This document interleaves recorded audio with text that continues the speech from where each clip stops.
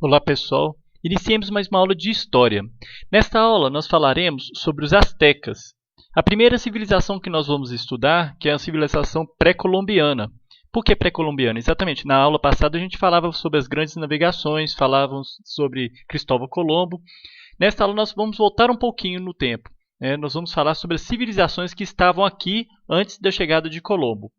Os astecas, ou mexicas, nome que eles davam a si próprios, contam o seguinte mito sobre os seus primeiros tempos de vida. Eles viviam no norte da América e, certo dia, por serem um povo andarilho, decidiram deixar Aztlán, sua terra natal, e caminhar em direção ao sul.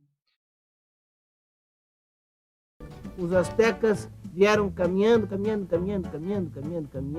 até que chegaram a uma plantação de cactos. E ali estava uma águia em cima de uma serpente, comendo todos os cactos. Depois de muito caminhar, eles avistaram uma águia empoleirada num cacto, que trazia uma cobra presa ao bico e a uma de suas patas. Os sacerdotes astecas consideraram aquela águia um sinal dado por Deus, o deus da guerra, que é o Huitzilopochtli, de que era ali que eles deviam se fixar e recomeçar a vida. E foi o que eles fizeram. Já para os historiadores, os astecas deixaram o norte da América em busca de terras férteis por volta do século XII. E depois de uma longa caminhada, eles chegaram onde hoje é o Vale do México e ocuparam as ilhas ocidentais do lado Texcoco, pois as outras já eram habitadas. Numa dessas ilhas, no ano de 1325, os astecas ergueram a cidade de Tenochtitlán.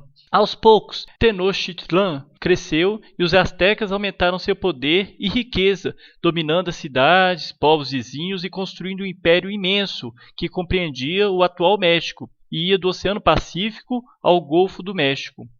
O Império Azteca era formado por povos com diferentes graus de subordinação aos astecas.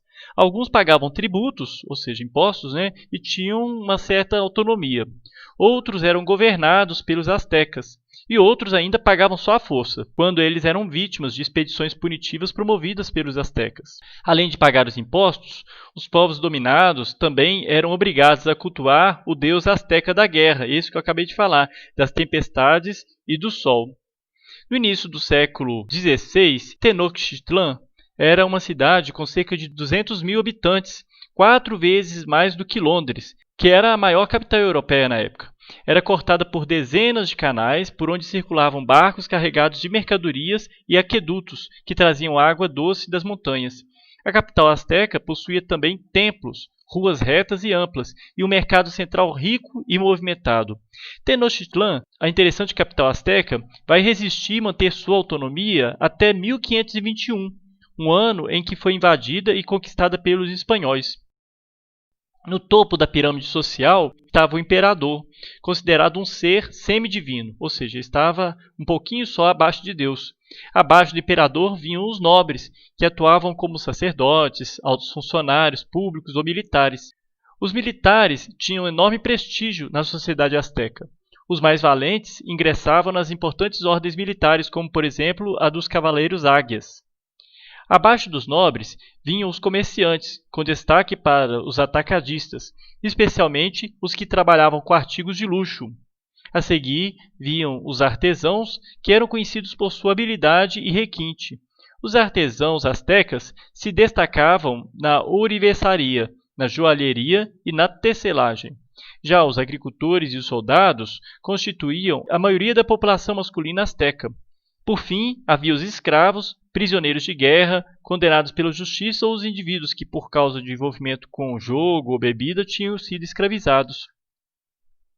Os astecas também tinham uma grande paixão pelo esporte e praticavam uma série de jogos. Um de seus jogos preferidos era o Tlachtli.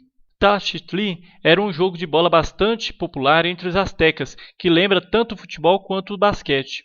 As duas equipes adversárias se enfrentavam em um campo em forma de T maiúsculo. A bola era de borracha e bastante pesada, e só podia ser tocada e lançada com os joelhos ou os quadris. Os jogadores se esforçavam para fazê-la passar entre dois anéis de pedras fixados nas muralhas laterais, mais ou menos como nas cestas de basquete. No tocante à saúde, os astecas desenvolveram tratamentos eficientes com base no grande conhecimento da flora e da fauna locais. O médico do rei espanhol Felipe II registrou cerca de 1.200 plantas usadas pelos astecas para fins medicinais. As doenças eram atribuídas à vontade de deuses ou a feitiços. Para fazer frente às doenças, os astecas usavam a adivinhação, a oração, mas ao mesmo tempo sabiam curar fraturas, feridas e fazer remédios à base de gordura animal e plantas medicinais para os mais diversos fins.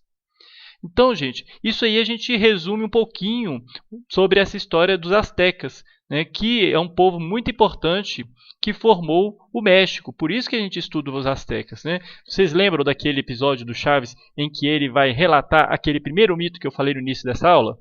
E com isso eu encerro esta aula.